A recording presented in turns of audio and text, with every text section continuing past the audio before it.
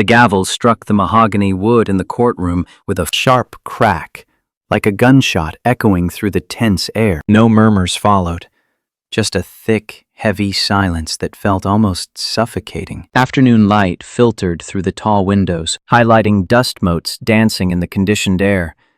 But it brought no warmth. It was a cold, clinical light that exposed every flaw, every fear, and every lie. In the center of that intimidating vastness, seated in the defendant's box, Emily looked incredibly small. She wasn't in a suit or even decent street clothes. She wore her work uniform, a cheap synthetic navy blue dress with a starched white collar that now choked her like an invisible noose. But the most humiliating part, the thing that made onlookers avert their eyes with a mix of pity and disdain, were her hands. Emily still had on those bright yellow rubber gloves, the ridiculous ones she used to scrub toilets in the mansion. She'd put them on that morning to clean a wine stain from the Persian rug, and the police hadn't even let her take them off when they dragged her out of the house. Now those garish gloves rested on the noble wood of the stand, a grotesque visual contrast that screamed her place in the world. She was the trash that gets swept away,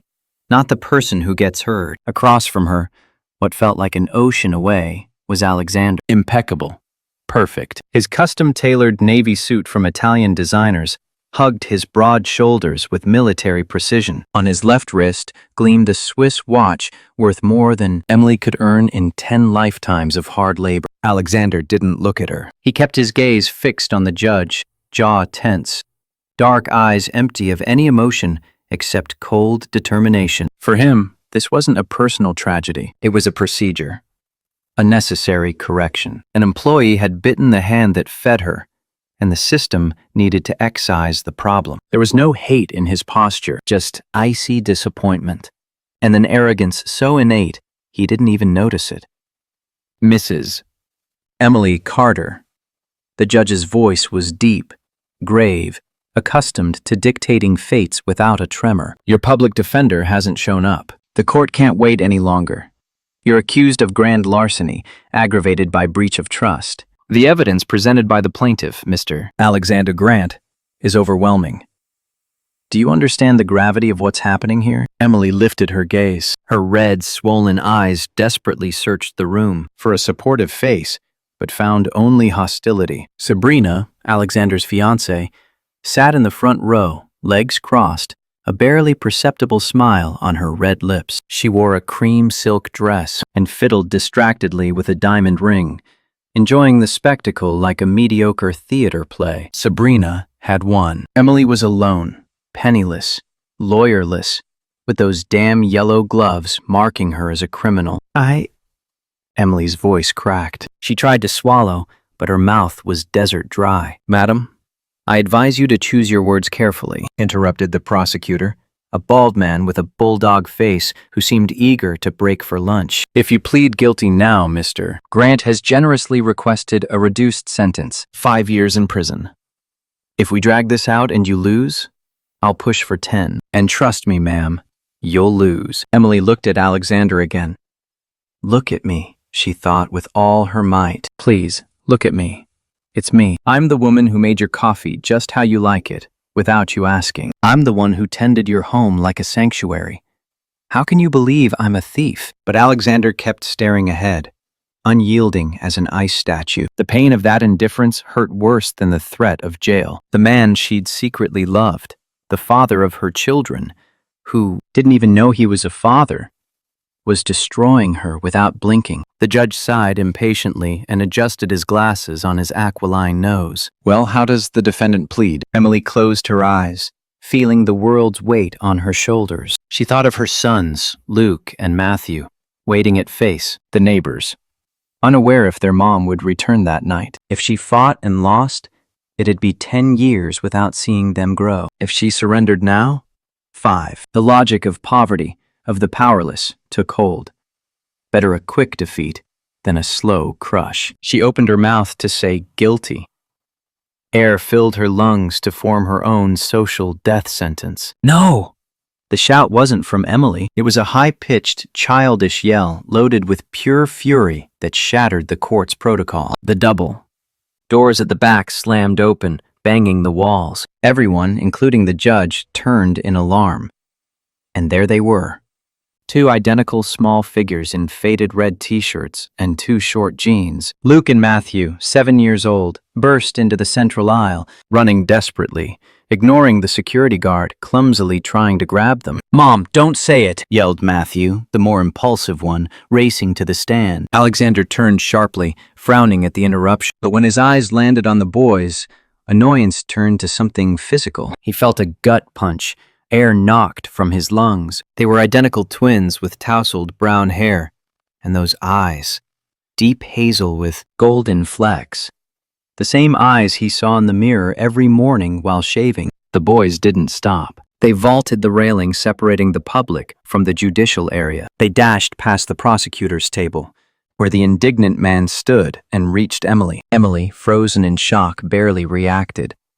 Luke and Matthew climbed into the defendant's box. Luke, tears streaming down, his dirty face, stretched his little hands and clamped them over his mother's mouth, physically sealing the confession about to escape. "Don't talk, Mom," sobbed the boy, pressing his palms against her lips, ignoring the yellow rubber gloves or the judge's stern glare. "You didn't do anything." "If she goes to jail," yelled Matthew, turning to face the whole room, chest heaving from the run and outrage. "If she goes to jail, that man has to go too." His small, accusing finger pointed straight at Alexander. Time froze. In the courtroom, no one breathed. The judge's mouth hung slightly open, unable to process the chaos. Sabrina stood pale as wax, clutching her designer purse with white knuckles. Alexander was frozen. He stared at the boy pointing at him. He saw the fury in that childish face, the desperate bravery, the chin lifted with painfully familiar pride. What does this mean?" whispered Alexander, his powerful voice reduced to a thread of disbelief. Emily, mouth still covered by her son's hands, met Alexander's eyes, and for the first time in the trial, he saw her, really saw her, and saw the absolute terror in her gaze. Not terror of jail, terror that he'd discover the truth. The price of closeness. 24 hours earlier, the Grant mansion. It didn't smell like home. It smelled like imported floor wax and fresh flowers, changed religiously every morning before they wilted. It was a marble and glass mausoleum designed to impress business partners and keep out any trace of human imperfection. For Emily, that smell was a constant reminder of her invisibility. 24 hours before the courtroom disaster, Emily was on her knees in the main foyer, frantically scrubbing an imaginary stain from the white marble floor. Her knees ached, a constant, dull throb she'd learned to ignore after months on the job. The blue uniform itched her back from sweat. The AC was set to a frigid temperature for the owner's comfort, but for someone constantly moving, hauling buckets and vacuums, the thermal contrast was torture. "Faster, for God's sake!"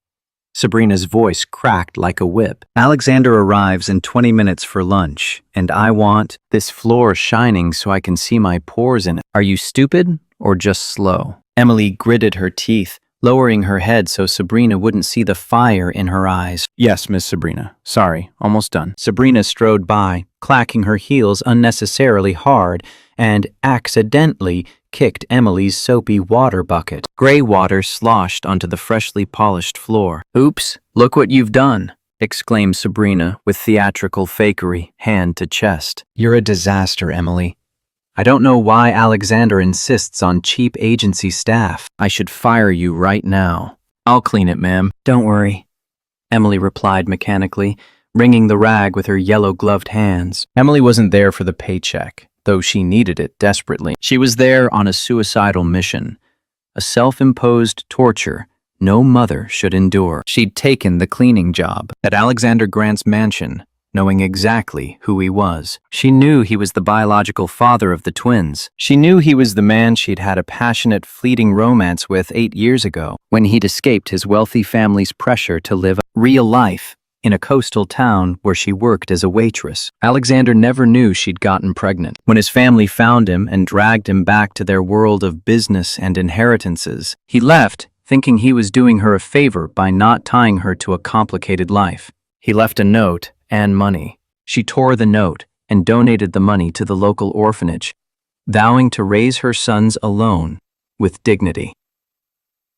But life is cruel, and fate has a macabre sense of humor. 3 months ago, Emily had been diagnosed with a degenerative disease. Doctors gave her no more than 2 years of full mobility. Panic gripped her. What would happen to Luke and Matthew? They had no one else, so she hatched a desperate plan. She'd enter Alexander's world, work for him, see what kind of man he was now. And if he proved to have a noble heart, she'd find a way to tell him the truth before it was too late. But the Alexander she found wasn't the sweet, dreamy man from that summer. This Alexander was hard, cynical, blinded by status. And worse, he was about to marry Sabrina, a woman who oozed venom from her pores. The roar of a powerful engine announced Alexander's Ferrari arrival. Emily's heart flipped, as it always did when he was near. The front door opened, and Alexander entered, talking on his cell without glancing up. Sell the stocks now. I don't care if the market crashes. I want liquidity for Monday's merger. Do it. He passed Emily without seeing her. To him, she was furniture, an extension of the vacuum. Emily felt that familiar chest pang. I'm here, she wanted to scream. Your sons have your smile. Ask how they are. But she stayed silent, scrubbing the marble. Sabrina rushed to greet him, transforming her witchy face into a mask of cloying sweetness. Darling, right on time. She kissed his cheek, marking territory. I was going crazy with this new maid. She's so clumsy. We should review our security measures. Alexander pocketed his phone and sighed tiredly. Do what you want, Sabrina. Just ensure tonight's dinner is ready. The Japanese investors are coming. That's when it happened. Luke and Matthew, supposed to be at school, had followed their mom. They'd sneaked into the mansion's backyard, hiding in the hydrangea bushes, just to see where Mom worked and maybe glimpse the rich man they heard about on the news. From the living room window, Emily saw a red shadow move in the garden. Her blood froze. The kids. If Sabrina saw them, it was over. But Sabrina wasn't looking outside. She was heading upstairs to the master bedroom. 5 minutes later, a hysterical scream echoed from upstairs, shaking the chandelier. Alexander, I've been robbed! Emily jumped up, heart pounding. Alexander raced upstairs. Emily, driven by a bad feeling, followed timidly and stood at the open bedroom door. Sabrina stood before her open jewelry box, hurling necklaces and rings to the floor in fury. My diamond necklace, the one your mother gave me. It's gone! She shrieked, turning to Alexander with fake tears. It was here this morning. Only one person entered this room to clean the bathroom. Sabrina's red acrylic nail pointed straight at Emily, trembling in the doorway. Alexander turned slowly. His face was a mask of absolute disappointment. No anger, just infinite disdain. He walked toward Emily, invading her space. Emily smelled his cologne, a mix of wood and citrus that brought painful memories of beach nights under stars. Is it true?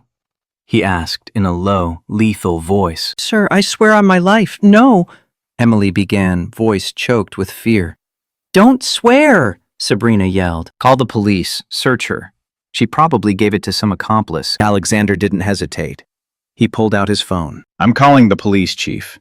I won't tolerate thieves in my home. At that moment, Emily glanced at the bedroom window. Below, in the garden, Luke and Matthew pressed against the glass, eyes wide at the scene. Emily felt the world crash down. If they arrested her, social services would take the kids. If she spoke and revealed they were his sons, Alexander might use his power and money to take them, leaving them with wicked Sabrina. She was trapped.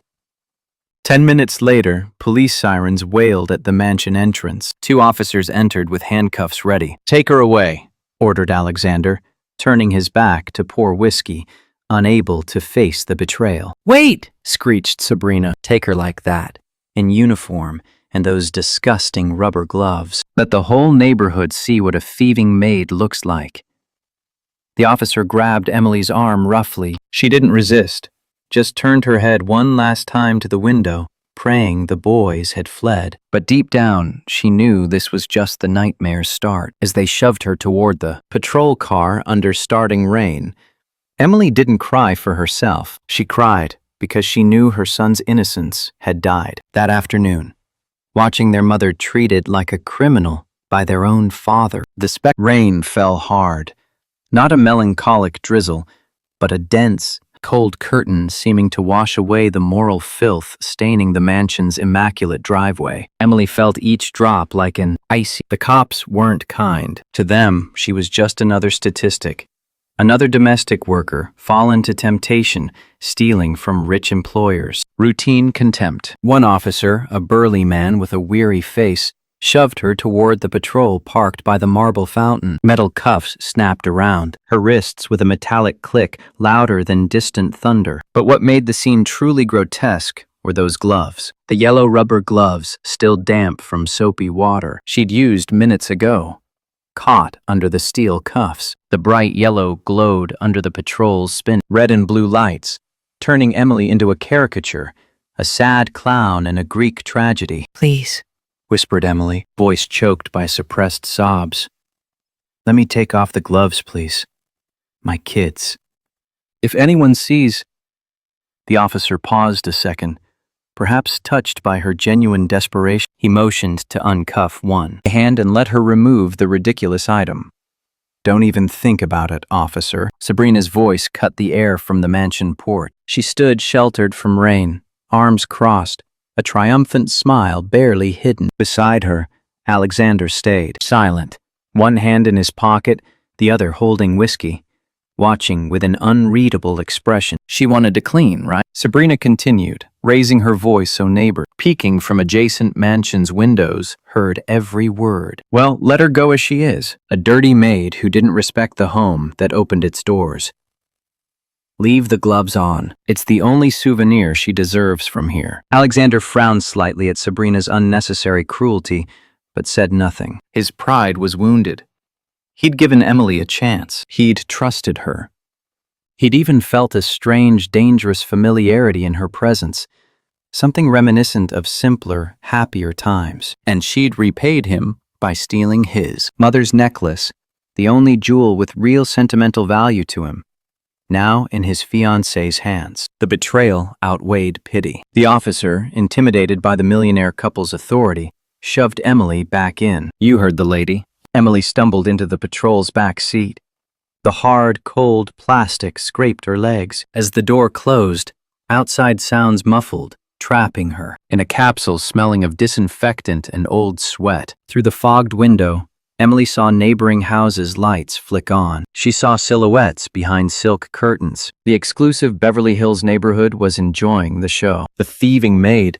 She could imagine the gossip at the country club tomorrow, but none of that mattered. Her frantic, terrified gaze sought one thing: the hydrangea bushes near the main gate.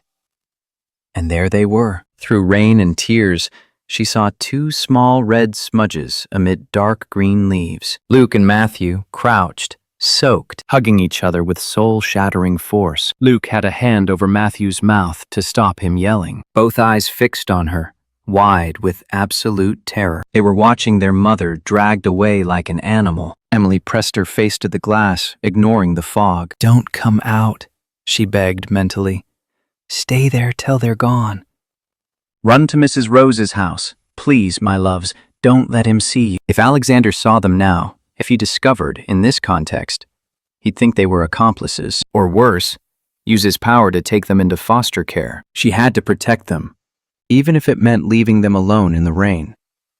The patrol started. Emily watched Alexander's imposing figure shrink in the deep rear view, still on the porch, unmoving, as Sabrina clung to his arm, laughing. She saw the bushes shift slightly as her sons collapsed to the ground, defeated. The cup's physical pain was nothing compared to that agony. Emily leaned her head against the front seat, letting out a moan lost in the siren's wail. In that instant, something inside her broke. The hope of telling Alexander the truth, the fantasy he'd recognize and love his sons, died in that back seat. Now only war remained. Silent mother's war against the world.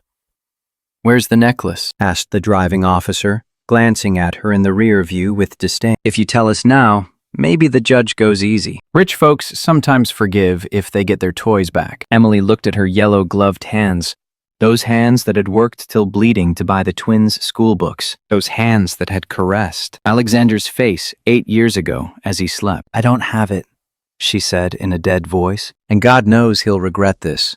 Not for me, but for what he's lost without knowing." The officer laughed dryly.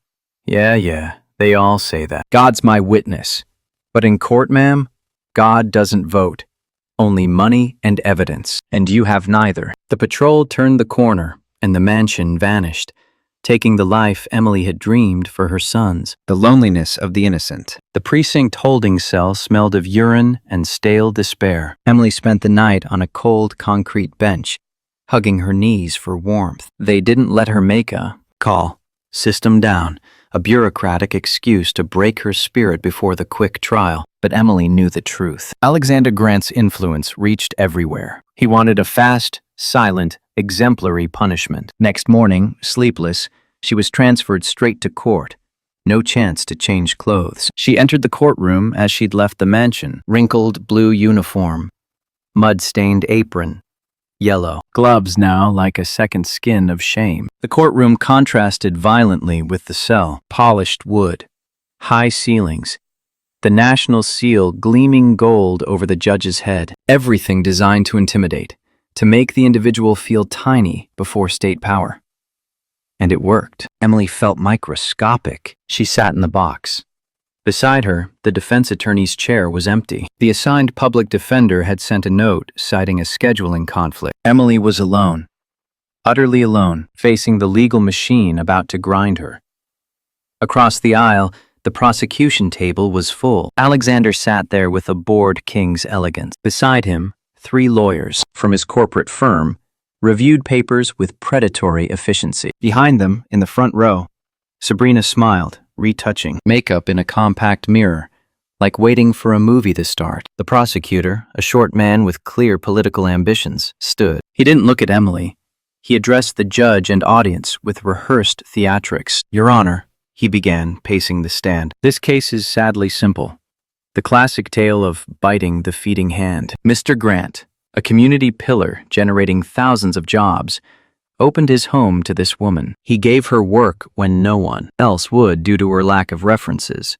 And how did she repay him?" The prosecutor spun sharply, pointing an accusing finger at Emily. "By stealing. Not food from hunger, not medicine from need. No. She stole a $50,000 diamond necklace. A whim. Pure greed, perpetrated by someone who thought she could outsmart her benefactors." Emily lowered her gaze. Tears fell on her yellow glove. She wanted to scream it was a lie, that Sabrina framed her because she hated how Alexander sometimes stared at Emily with strange nostalgia. She wanted to scream, the necklace never left the room. But fear closed her throat. The defendant was found alone upstairs. The prosecutor continued relentlessly. Minutes later, the jewel was gone. No other suspects. No forced entry signs. "The math is simple, Your Honor. She's an opportunist, a parasite preying on decent people's good faith. We ask for the maximum penalty to send a message. Private property is sacred, and trust betrayal won't be tolerated." Alexander listened impassively, but something nagged him inside. He looked at Emily, shrunk in her seat, shaking like a leaf. He remembered her eyes. He remembered how she'd served his coffee last week with tenderness unfit for a mere employee. "Why did you do it?" he thought. "If you needed money, just ask. Why steal? Why humiliate me?" His pain wasn't about money. It was feeling emotionally fooled, though he couldn't explain why a simple cleaner mattered so much. "Does the defendant have anything to say in her defense?" asked the judge, glancing over his glasses impatiently. The silence stretched, tense and painful. Emily raised her eyes, met Alexander's. In his, she searched for a trace of the man she'd loved that distant summer. She searched for her son's father, but found only an ice wall. He wouldn't save her. He was the executioner. In that moment, Emily thought of Luke and Matthew. If she went to jail, at least they'd be away from Sabrina's toxic influence. Maybe her neighbor, Mrs. Rose, could care for them. Maybe it was better this way. If she fought and revealed the truth now, Sabrina would destroy the boys. Sabrina would do anything to prevent Alexander's illegitimate sons from claiming his inheritance. I have to protect them, Emily thought. My silence is their shield. Slowly, body heavy as lead, Emily stood. Her knees shook violently. The yellow gloves, still on like Cain's mark, gripped the box's wood edge. Your Honor. Her voice emerged broken, a raspy whisper barely heard. I have no lawyer, no money, no one to speak for me. Alexander clenched his jaw. For a second, he felt an irrational urge to stand and stop everything. Her vulnerability was almost unbearable. But then he looked at Sabrina, who squeezed his hand hard, reminding him of his role. He was the strong man, not to be trampled. Just answer the charge, Mrs. Carter, urged the judge. How do you plead? Emily breathed deep. The courtroom air tasted of dust and defeat. She closed her eyes, imagining her twins' faces one last time before surrendering to the abyss. She began, bracing to pronounce her own sentence. That's when the sound happened. A dull thud behind the main oak doors, muffled shouts from hallway guards. Hey, you can't go in there! A gruff voice from outside. Let us. It's our mom. And childish voice rang clear and strong as a bell. Alexander tensed in his chair. That voice. The doors burst open, not from the boys' force, but because they hurled their small bodies against them. Hallway light flooded in, silhouetting two identical figures. Small, disheveled, red. T-shirts mud-stained from hiding overnight, but with fierce determination paralyzing all adults. Emily opened her eyes, heart stopping. No! She whispered in terror. Go away. But it was too late. Luke and Matthew ran down the central aisle, ignoring protocol, police, fear. They ran to her, not as scared kids, but as little warriors rescuing their world. The innocent's loneliness shattered. The trial was no longer a legal procedure. It was a revelation shaking Alexander's life foundations. The past's photograph and the judge's silence. Chaos erupted in the courtroom. But for Alexander Grant, sound vanished. He saw the judges and bailiffs' mouths move, shouting orders. He saw the prosecutor waving, arms like an indignant scarecrow, but his ears registered only the echo of that childish voice. If she goes to jail, that man has to go too. The judge banged his gavel violently, threatening to splinter the wood. Order! Order in the court! Bellowed the magistrate, face red. Officers, remove those minors immediately. This is a court of law, not a daycare. Two burly security guards in gray uniforms advanced on the stand. Their heavy boots echoed on wood, approaching Emily and the boys like slow predators. Emily instinctively wrapped Luke and Matthew in her arms, shielding them with her body. The yellow rubber gloves, symbols of her humiliation, now a bright shield around her son's red t-shirts. Don't touch them! Emily yelled. No longer the submissive employee's voice, but a cornered lioness's. Don't you dare touch them. Luke, the twin with his hand over his mother's mouth, turned to the guards. He wasn't afraid. In his free, dirty little fist, he held something clutched all night while hiding from rain. Stop!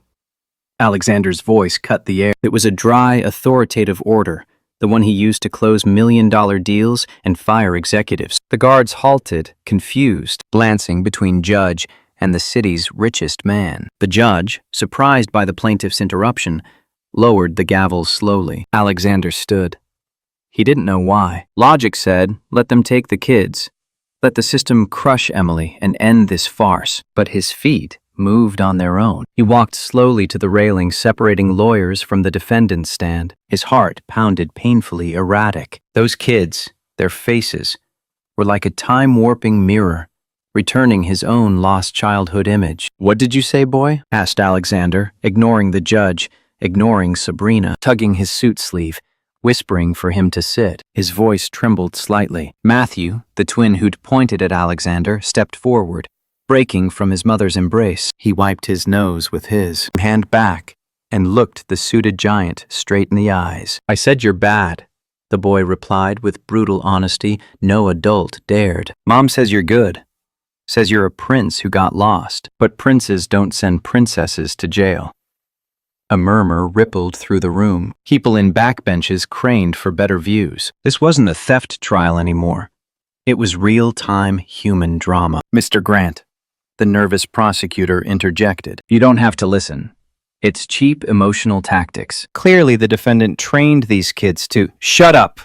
Alexander roared without looking. His eyes stayed on the boys. Luke, the other twin, seized the following silence. With shaking hands, he unfolded his fist's contents. It was a wrinkled paper, edges worn from thousands of touches.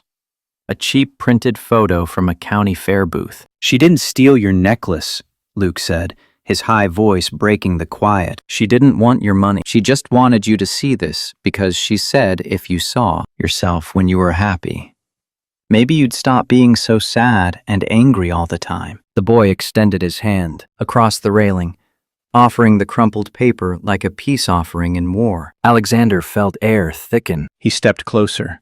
His manicured, elegant hand reached the boy's small, dirty one. Their fingers brushed. An electric current, a spark of biological recognition, jumped between them. Alexander took the photo.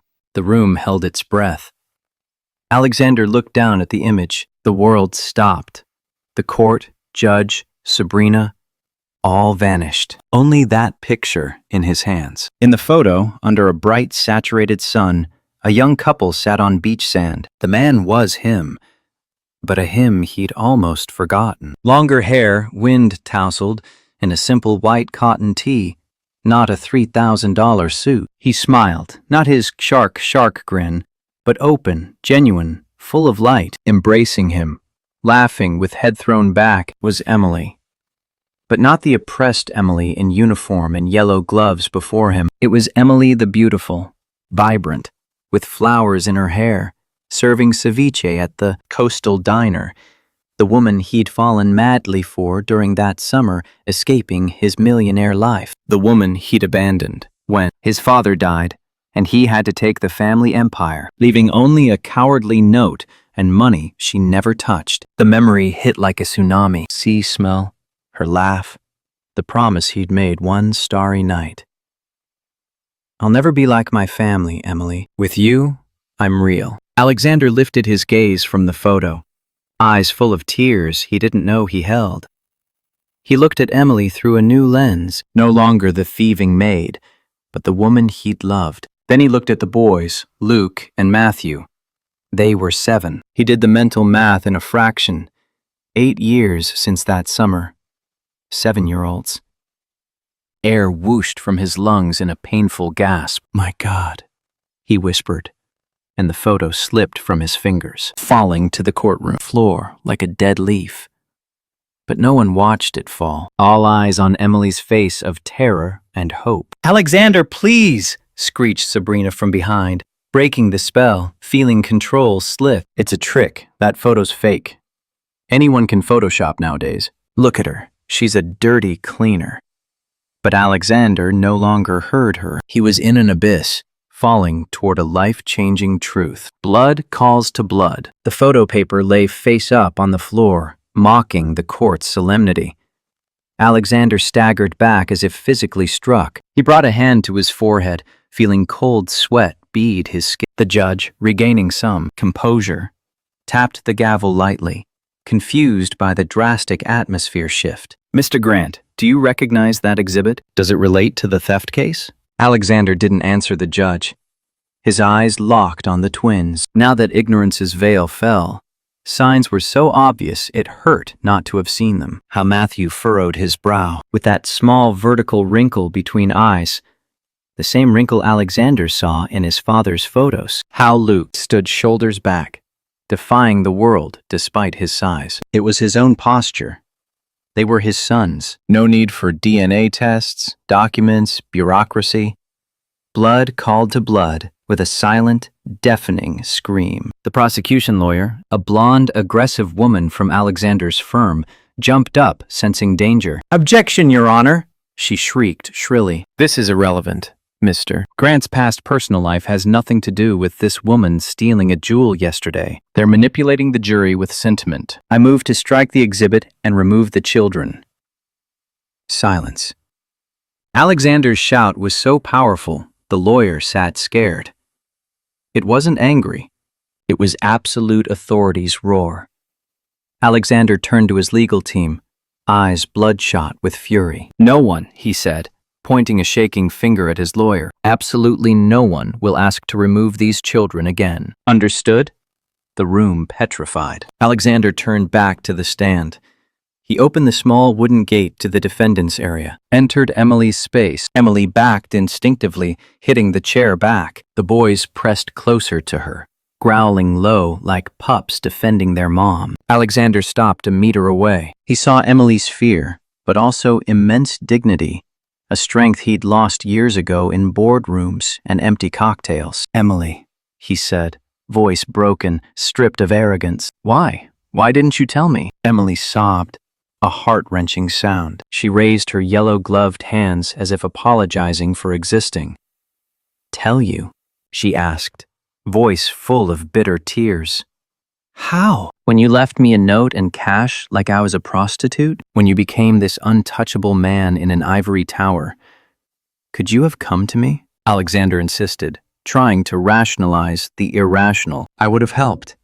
I never would have let my sons go hungry." "I didn't want your money, Alexander," Emily yelled, pain echoing off walls. "I never wanted your damn money. I raised them alone, worked 18-hour days scrubbing floors, washing others' laundry, enduring humiliations so they lacked nothing. They don't know luxury, but they know love. They know eating together every night, even if it's watery soup." Alexander felt each word like a stab.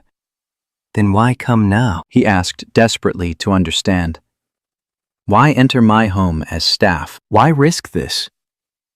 Emily lowered her gaze to her sons, stroking Matthew's tousled hair. Her expression softened from fury to deep, resigned sadness. "Because I'm dying, Alexander." The silence after was absolute. Even Sabrina, about to yell another objection from the audience, mouth agape. Alexander felt the ground open under him. "What?" "I have a degenerative disease," Emily confessed, lifting her gaze to meet his with crystal eyes. "My muscles will stop working soon. Doctors say in a year, maybe 2, I won't walk, and then I can't care for them." Emily raised her gloved hands, showing them as proof of failure. "I entered your home because I needed to know if the man I loved still existed in you. Needed to know if you were good enough to entrust with my only world. I wanted you to know them, love them for who they are, not obligation."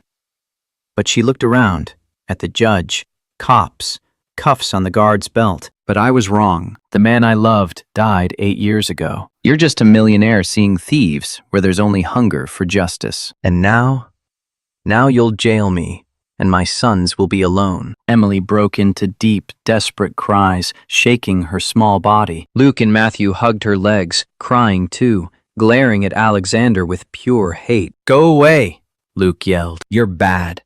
We don't want you as our dad." Alexander stood there in court, devastated. His son's words hit harder than any verdict.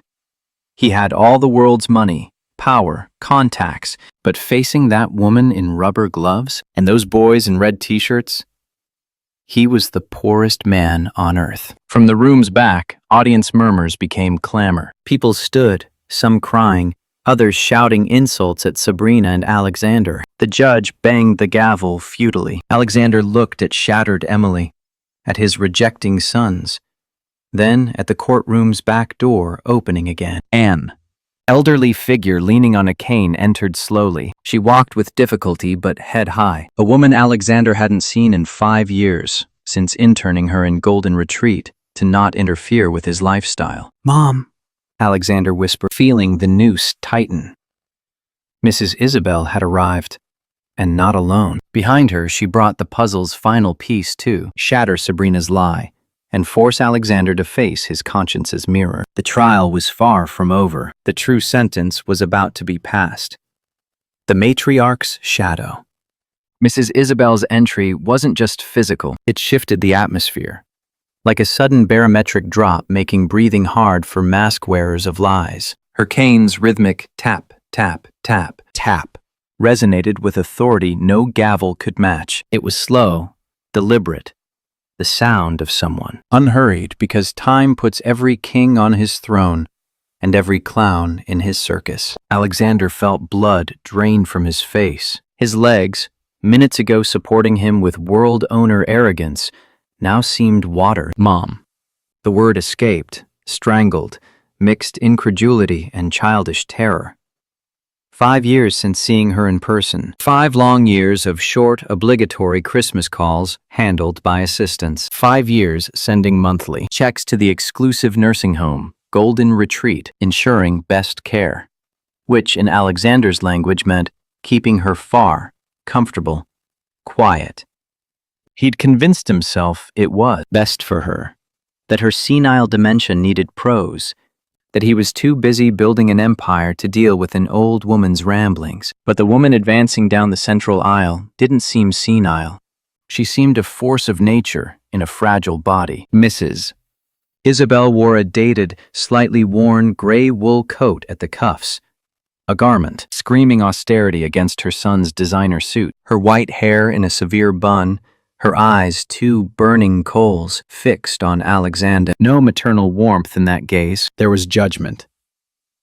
The audience parted instinctively, opening a respectful, silent corridor. Even security guards, ready moments ago to drag the kids out, backed off, intimidated by her innate dignity. Sabrina from the front row gasped audibly, hand to mouth, eyes darting frantically from Alexander to the old woman. "It can't be," Sabrina whispered shakily. "She's not supposed to leave. I paid the nurses to—" She cut off, realizing she'd spoken too loud. But the damage was in her conscience. Isabel reached the railing, stopped, didn't look at Alexander, turned slowly toward the defendant's box. Emily, still hugging the twins, looked up. Her face tears changed flavor. No longer lonely tears, but wrenching relief. "Mrs. Izzy," Emily sobbed, trying to stand, but legs failing. Luke and Matthew, seeing the old woman, released their mom and ran to the railing. "Grandma!" they yelled in unison, stretching small hands through wood. Isabel's face transformed miraculously. Iron severity melted to painful tenderness. She dropped her cane with a clatter and extended wrinkled, shaking hands to grasp her grandsons. "My boys, my brave little soldiers," whispered the old woman, kissing their dirty knuckles. "Forgive me for taking so long. Traffic in the city is hell for an old turtle like me." The judge, regaining speech after the shock of his court interrupted twice, cleared his throat loudly. "Ma'am, please. This is highly irregular. You can't disrupt judicial proceedings like this. Who are you? And what are you doing here?" "Mrs."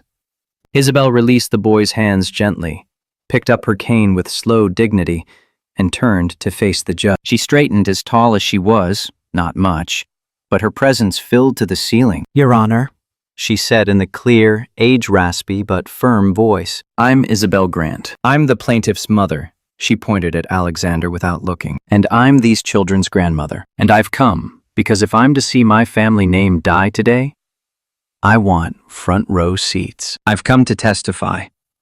The prosecutor jumped up, sweating. "Objection. She's not on the witness list. Her testimony is inadmissible." Plus, he looked at Alexander for approval, then lowered his voice conspiratorially. "We have medical reports suggesting Mrs. Isabel has dementia. Her testimony wouldn't be reliable." Alexander felt a shame pang so sharp he nearly vomited. He'd authorized those reports. He'd signed papers declaring his mother incompetent to handle her affairs, all to ease the company merger 3 years ago.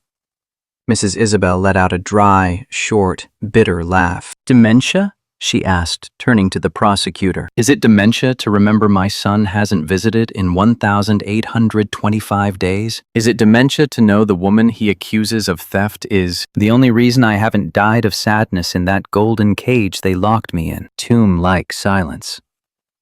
"Let her speak," Alexander said, his voice hollow, defeated. He slumped in his chair, covering his face with hands. He no longer cared about legal strategy, corporate image, or the necklace. He just wanted the torture over, even if it meant his destruction. The judge looked at Alexander, then the old woman, and nodded gravely. "Take the stand, Mrs. Grant. You'll be allowed to speak, but I warn you, any perjury will be punished, regardless of age or name." Isabel nodded. She walked slowly to the witness chair, That old justice table where fates are decided, each step a victory over oblivion. She sat, adjusted her gray coat, placed hands in lap. Emily watched from the defendant's box with adoration and fear. She knew Isabel risked her health being there. "Swear to tell the truth," said the bailiff, offering a Bible. Isabel placed her bony hand on the book. "I swear to tell the truth," she said. Then her eyes sought Alexander, piercing like daggers. "Even if the truth destroys my own son." The testimony of shame. The courtroom was so quiet you could hear the halogen bulbs hum overhead. All eyes fixed on the old woman in the witness chair. She looked small in that big leather seat, but her voice resonated like a biblical prophet. "They ask if I know the defendant, Emily Carter," began Mrs. Isabel, speaking directly to the jury, ignoring formalities. "Yes, I know her. Better than the nurses changing my sheets. Better than my own son." Alexander shuddered in his seat, but didn't lift his head.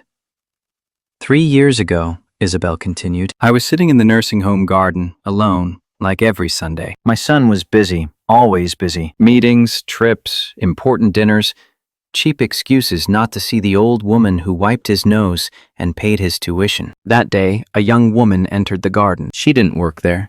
She was visiting her aunt, who shared my room. That woman was Emily. Emily lowered her head, sobbing quietly, remembering those days.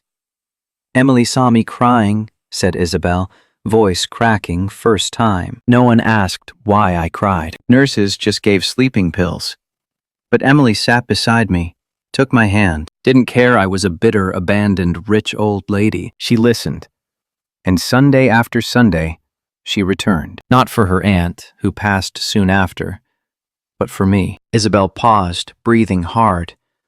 The judge leaned forward, captivated. "She brought homemade food because she knew I hated hospital jello, read books to me, braided my hair, and one day, she brought 2 boys. Isabel smiled sadly, looking at Luke and Matthew. "When I saw those kids, I nearly had a heart attack. They were the spitting image of my late husband, God rest him, and my son Alexander when innocent. No DNA test needed. A grandma's heart doesn't lie." I asked Emily who the father was. She cried and told the truth. Said the father was a man who'd lost his way in ambition. Didn't say his name at first, out of shame, not wanting trouble. But I saw a photo in her wallet. Alexander slowly lifted his head, his eyes red, swollen. He stared at his mother with horror and fascination. "I knew they were my grandsons," Isabel declared strongly, "and I knew my son had abandoned them unknowingly." Emily never asked for a dime, not one. I offered money from my accounts, but she refused. She said, "I don't want them growing up thinking money fixes absence, Mrs. Izzy. I want their father to love them for love, not price." An admiring murmur rippled. The thief image crumbled, revealing a saint. But then Isabel's voice hardened, turning cold and sharp. "Emily got sick, told me about her muscles, said she feared dying and leaving the boys alone. I gave her the idea. It was me. I said, go to his home, work for him, let him see you, see the kids. Alexander's blind, but not a monster. If he lives with you, he'll remember who he is." Isabel banged the stand with her closed fist. "It was my plan. She just wanted to save her sons. She entered that mansion to clean my son's dirt, not steal from him." The prosecutor, seeing his case collapse, tried one last desperate move. "Mrs. Grant, that's touching, but doesn't change facts. Your diamond necklace, which your son gave his fiancée, vanished, and the defendant was the only one there. Emotional intent doesn't erase material crime. Can you prove she didn't steal it?" Isabel eyed the prosecutor like an annoying bug, then slowly, very slowly, turned her head to pin her eyes on Sabrina. Sabrina was frozen. Her perfect skin glistened with cold sweat. "That necklace," Isabel drawled. "That sapphire and diamond necklace wasn't Alexander's to give. It was mine. I gave it to him for the woman he truly loved. And when I learned he'd given it to that thing," she pointed at Sabrina with infinite contempt, "I knew my son had lost his mind completely." "I'm not a thing!" Sabrina shrieked, standing. "I'm his future wife!" "Shut up!" Isabel yelled. You're a viper poisoning my son against his blood. You think I don't know what you did? I have eyes and ears everywhere, stupid girl. I know how you treat staff, how you manipulate Alexander. No, Emily would never touch something dirty. And everything you touch is dirty. This is outrageous, Sabrina's lawyer yelled. Conjectures from a senile old woman. Where's the proof? Isabel smiled, a terrible smile. The smile of someone with an ace up her sleeve. You want proof? Proof I don't have. Innocence does. Isabel pointed her shaking finger at the boys. Luke, Matthew, she said sweetly. Did you see anything in the bad witch's room? All heads turned to the twins. Luke, encouraged by Grandma, nodded vigorously. Yes, the boy said, clear voice resounding in silence. The mean lady was yelling on the phone, said, I'm sick of that maid. I'll get her out today. Then she opened her big bag and put the shiny necklace inside. Liar! Sabrina screamed hysterically. That kid's a lying brat! And then she took it out, interrupted Matthew. Took it out and put it in Mom's backpack when she wasn't looking. But I thought it was a game. So when the mean lady went to the bathroom, I took it from Mom's backpack. The court held collective breath. Alexander stood staggering. What did you do, Matthew? He asked hoarsely. Matthew looked at his father, then Sabrina, finally pointing at Sabrina's designer Louis Vuitton purse on her lap right then. I put it back where it belonged, the boy said with pure innocence. Put it back in the mean lady's bag, so she wouldn't lose it, because stealing is bad. All eyes locked on Sabrina's purse. She hugged it to her chest, backing away, eyes bulging in panic. No, not true, she babbled, like that. The judge's voice thundered, standing and leaning over the stand. Search that purse now. You have no right, Sabrina shrieked, trying to run to the exit, but her high heels betrayed her. She tripped. 2 officers intercepted before 3 steps. One snatched the purse. With precise moves, the officer unzipped and dumped contents on the evidence table. Lipstick, wallet, keys, cell phone, and there, gleaming under cold court lights like truth itself, the sapphire and diamond necklace fell. The jewel's clatter on wood was the guillotine's final drop on the lie. An astonished gasp erupted. Alexander looked at the necklace, at screaming, kicking Sabrina, then at Emily. She stood, dignified, wounded, holding her sons, vindicated by truth. Alexander's knees buckled. He fell to the floor, not fainting, but under unbearable guilt's weight. He'd nearly destroyed his life's only pure thing. His mother watched from the stand with severity, but a hint of hope.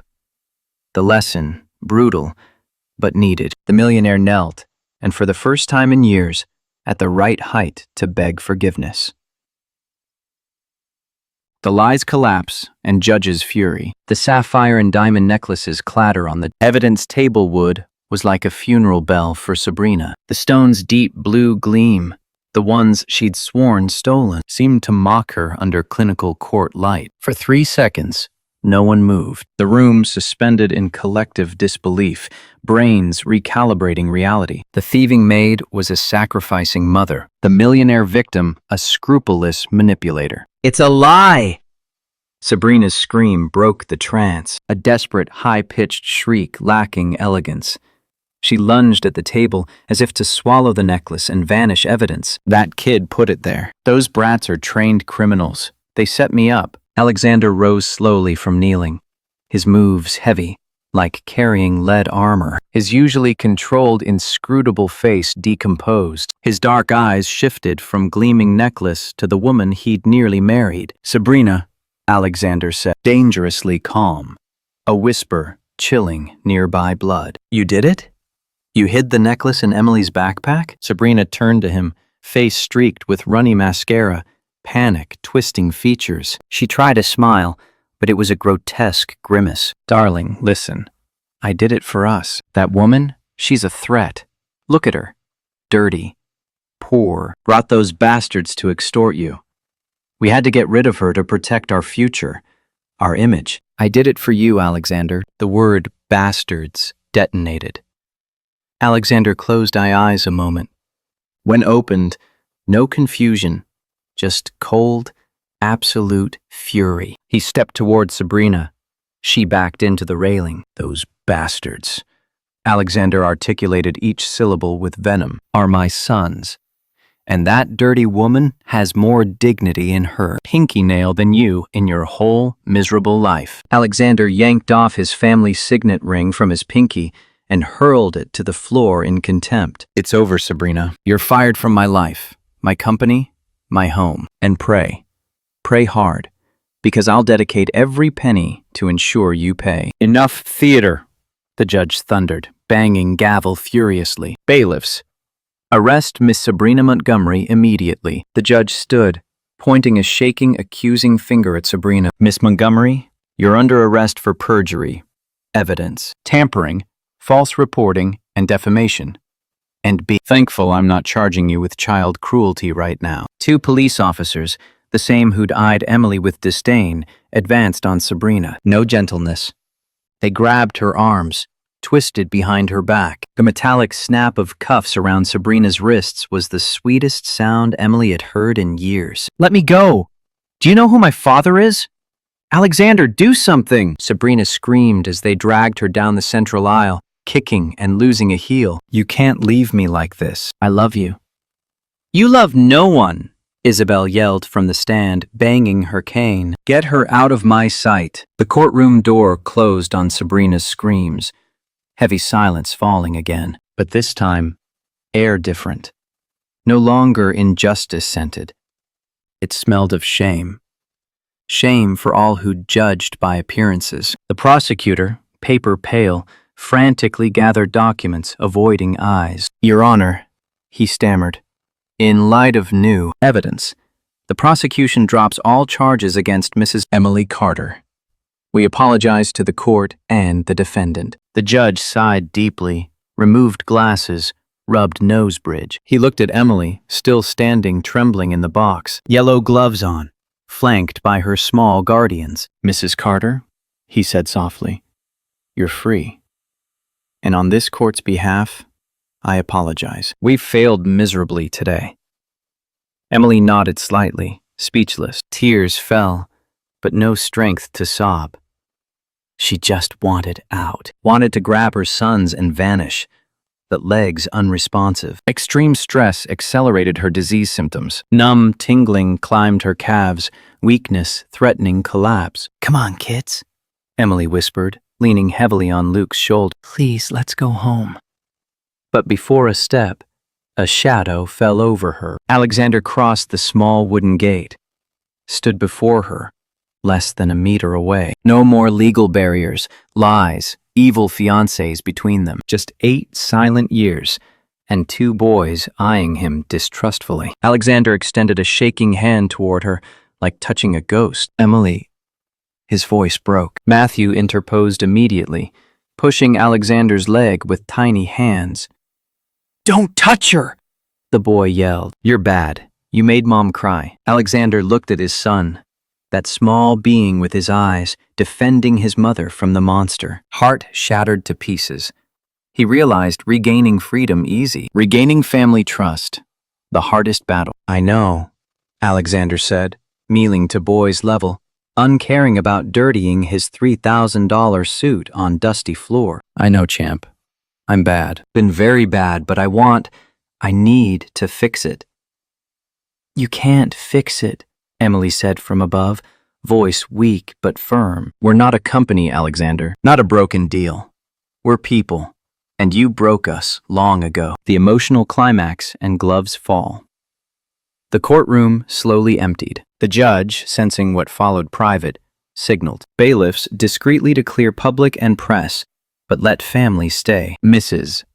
Isabel descended the stand with difficulty, sat on a nearby bench, watching like a silent guardian. Only them 4 left in the hurricane's eye. Alexander kneeling, twins a human barrier, Emily swaying like a collapsing tower. Alexander looked up at Emily, saw her now with painful clarity, saw premature lines around eyes, worry marks, sleepless nights, saw thin arms, saw those damn yellow rubber gloves she still clutched to chest like identity. Emily, please, Alexander begged, tears openly streaming. Let me help.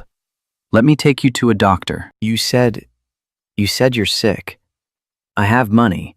Best specialists worldwide. We can— Shut up, Emily interrupted with a sudden energy burst. Stop talking money. It's all you have. All you are. She stepped back, nearly losing balance. Luke steadied her waist. You left, Alexander. Left that night with a note, an envelope of bills, like I was a hooker.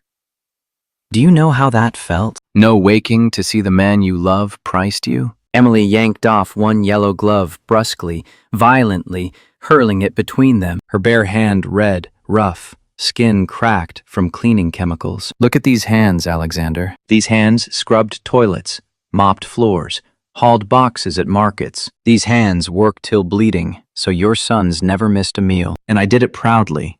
Did it happily because it was for love. What have your hands done these 8 years? Sign checks, stroke egos of women like Sabrina. Alexander looked at Emily's bare hand, then his own soft, pampered, useless for real life. Felt deep self-nausea. I was a coward, he admitted. Head bowed till forehead nearly touched floor. My father died. Company pressure. I was scared, Emily. Scared of not being enough for you. That my world would destroy you. Thought I protected you by leaving.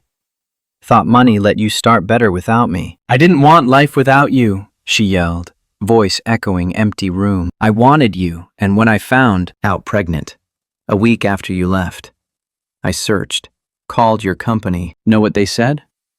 Mr. Grant doesn't take calls from unauthorized personnel. You slammed the door before I could say you were becoming a father. The revelation hammered Alexander. She tried contacting. His security wall, built for power, robbed him of seeing sons grow. Forgive me, he sobbed repeatedly. Forgive me, forgive me. Forgiveness doesn't heal, Alexander, Emily said, voice dropping, turning slurry. Her eyes unfocused. Adrenaline fading, yielding to brutal neurological reality. Forgiveness won't give back my legs. Won't. Suddenly, Emily's knees gave. Not a stumble. A total collapse. Legs stopped receiving brain signals. Mom! Luke and Matthew yelled in unison, futilely trying to hold her weight. Alexander reacted instinctively, lunged forward, forgetting rejection, fear. Caught Emily just before her head hit wood floor. Contact electric. Held her first time in 8 years. Felt fragile, shaking body, cold sweat. Smelled cheap floor wax and fear. Emily? Emily, look at me, Alexander yelled, shaking gently. Emily blinked, fighting consciousness. Her hazel eyes sought his, pale as wax. Can't feel them, she whispered, gazing terrified at legs. It's starting, Alexander. The end.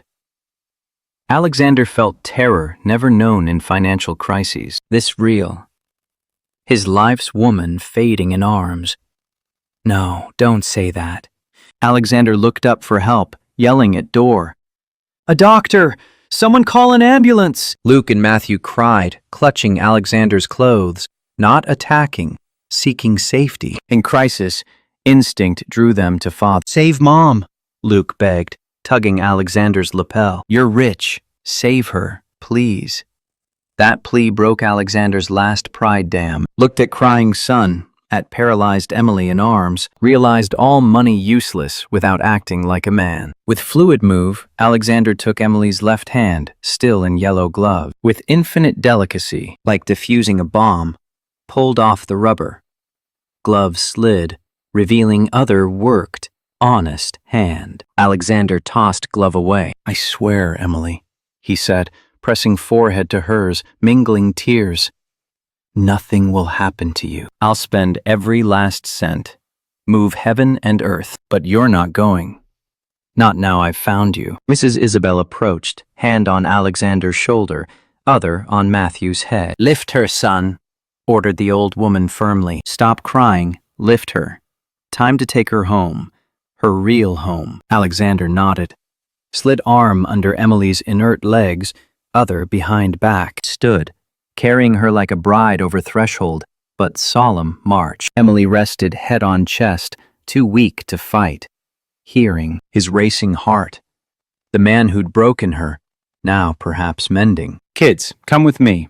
Alexander said, looking at twins. Don't separate from me ever again. He exited court carrying Emily, followed by identical sons and elderly mother. Outside, press waited like vultures, but Alexander no longer cared about cameras.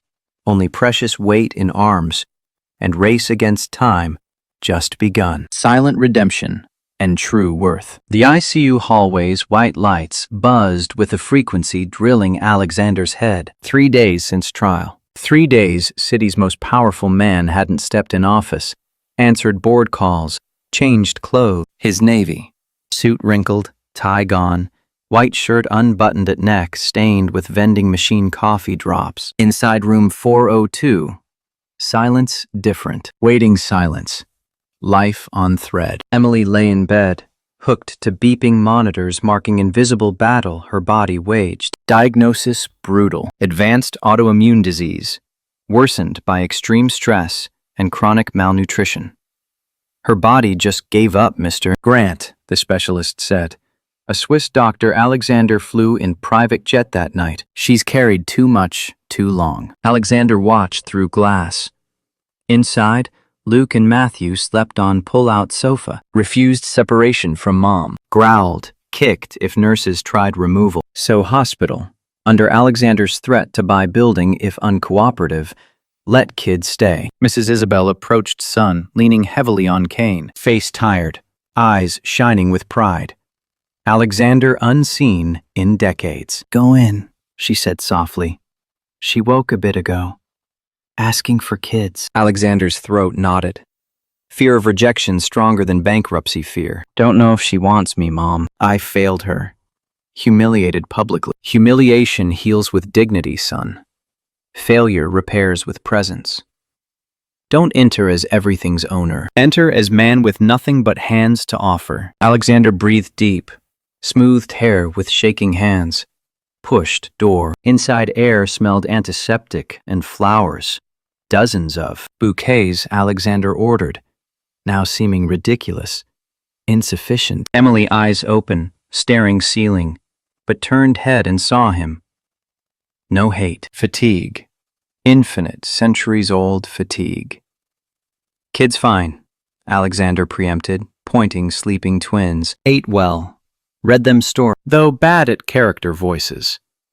Emily sketched weak, almost imperceptible smile. They defended you, whispered raspy voice. Luke said you're dumb giant who needs learning. Alexander bowed head, ashamed. They're right. Dumb. Blind, dumb. Emily, doc says treatment long. Months therapy, experimental meds. Legs may regain mobility, but need absolute rest. No work, no stress. Emily closed eyes, lone tear escaping corner. No money for that, Alexander. Can't pay you back. Don't want charity. Soon as move, go with kids to aunts down south. Not charity. Alexander stepped forward, urgency breaking restraint. It's justice. Not my money. Well, yes, but doesn't matter. Listen, not mine anymore. Theirs. Your mom. Technically, you control now. Emily opened eyes, surprised by voice intensity. Can't buy lost time with trusts. No, Alexander said. Then did something surprising Emily more than check. Dragged metal chair by bed, sat, saw bedside basin warm water, sponge nurses left for cleaning. Wordless, Alexander removed. Luxury watch, rolled up sleeves to elbows, took sponge. What you doing? Emily asked, trying to withdraw a hand but too weak. Cleaning, Alexander said, broken voice. You cleaned my house. Floors, trash. Cared my mom when abandoned her. My turn.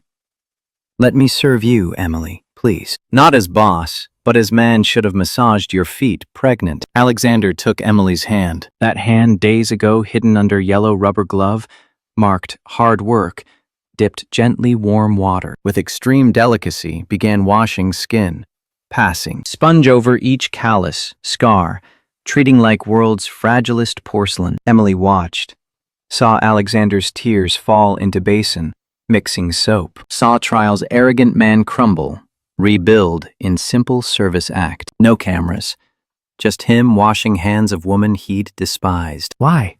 she asked shakily. Alexander looked up, red eyes. Because love you. Never stopped. Just hid behind money, scared love weakened me. But you taught. Love only thing truly strengthens. That moment, Matthew stirred sofa, opened sleepy eye, saw father washing mother's hands. Boy said nothing, but small smile drew face before re-sleeping. Distrust barrier falling brick by brick. Following weeks, not easy. Hell, physical pain. Emily, emotional. Alexander, but he didn't leave. Moved office hospital waiting room. Learned physiotherapy exercises Emily's leg. Learned change sheets. Learned Luke liked dinosaurs. Matthew race cars. One afternoon, month later, rehab room. Emily trying first steps between parallel bars, sweating, shaking frustration. Legs unresponsive. Can't, she cried, falling. Useless. Never walk again. Leave me, Alexander. Find whole woman. Alexander caught before ground, held tight, pressing chest. Your completest person know. If can't walk, carry you. Carry rest life if need, but not giving up. Here, we don't give up. Emily looked determined eyes. First time 8 years allowed lean someone. Nodded, wiped tears, said, once more. Help. And together, step, began walking again. New dawn. Epilogue. 6 months later. Grant Mansion, no longer museum. Heavy dark curtains removed, letting morning sun in. Foyer. Once sepulchral silence, wax smell. Now happy chaos. Small bike. Lay foot. Grand marble staircase. Lego toys, scattered priceless Persian rug. Importantly, smelled pancakes, fresh coffee. Kitchen scene. Domestic, revolutionary. Alexander, worn jeans polo tee, no Swiss watch, no tie, stood stove, trying flip pancake dubious skill. Bit flour nose. Gonna burn, Dad, Luke yelled table, mouth full fruit, laughing. Got under control, son. Rustic caramelized style pancake, Alexander replied, serving steaming plate before Mrs. Isabel. Table head reading paper, satisfied smile. Never thought live see day. Son cooks non-financial disaster, old woman joked, pinching Alexander's cheek. Coffee served. Mrs. Isabel regained life years, surrounded grandsons, returned lucidity, joy. No trace lonely nursing home old woman, now undisputed matriarch, queen mother overseeing new happiness kingdom. Where's Mom? Matthew asked. Soft footsteps answered. Emily entered kitchen. No blue uniform, no yellow gloves. Summer coral dress, highlighting healthy skin glow. Walked slow. Leaning carved wood elegant cane. But walked. Legs, still fragile, held firm. Alexander dropped spatula. Approached immediately, offering arm like royalty. Morning, Mrs. Grant, said kissing hand.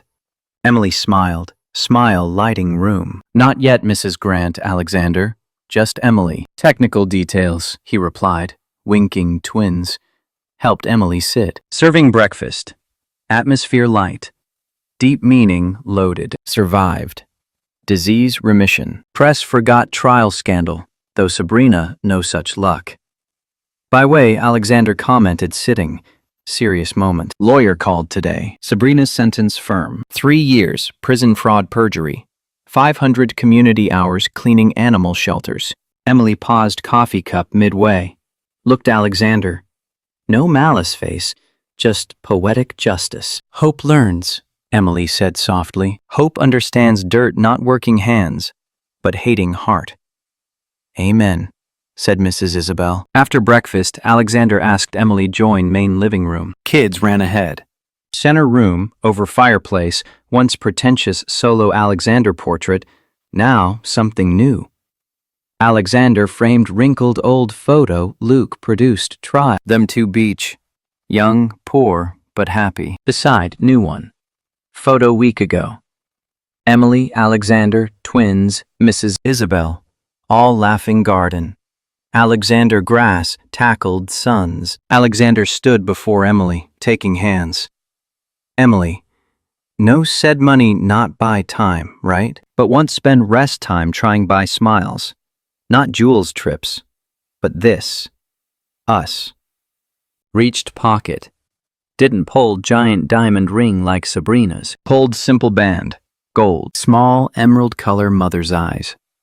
This my grandma's ring. Not millions worth, but lifetime loyalty. Emily Carter. Honor. Let clean messes, cook bad breakfasts, carry weight forever. Emily looked ring. Then kid spying sofa behind thumbs up. Looked Mrs. Isabel, nodding, crying. Finally Alexander. Man lost all. Find all. Yes, said.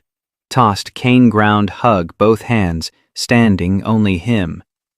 Yes, dumb giant, yes. Alexander kissed. Kissed no prenups, social status. Just redemption. As camera pulls away through living room window. Garden green, life full. Mansion entrance, no intimidating security guards. Door open. Foyer floor corner, no yellow gloves. Trace. Only home. End.